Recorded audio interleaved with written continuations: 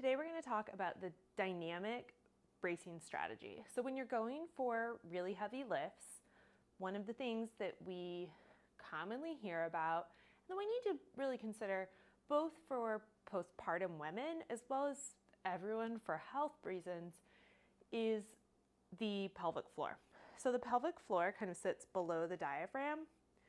And when we're creating max tension in our abdomen in order to generate force and stability for your spine in those max effort lifts, the pelvic floor needs to be engaged and responsive to this diaphragm on top of it, okay? So they're both these kind of hammocks of muscle that we're trying to create stability using, okay? They're the top and bottom of the Coke can, if you will, all right? So what we're gonna do with the dynamic bracing strategy is that we're going to adjust the intra-abdominal pressure as the pressure in the lift changes.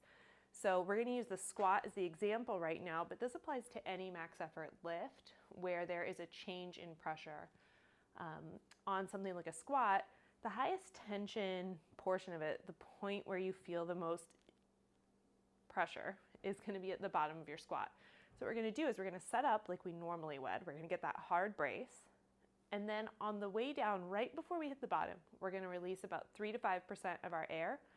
And as we do that, we're not just letting it out. We're thinking about ratcheting down the tension that you have through your trunk here. On the way up, just as we come out of the squat, we're again gonna let out another 3 to 5%, again, ratcheting down a little bit more. What you'll feel is everything's tight when you start the lift because you've got that tight brace. You let it out and it's like you cinched a corset a little bit tighter when you let out that air. That's the goal. It can take some practice, so you want to work on it with an empty bar or with something like a goblet squat before you go for it on a max effort lift. This is what it's going to look like. I'm going to unrack the bar, stand up. I'll take in my big breath, let out a little bit on each side of the bottom of the squat.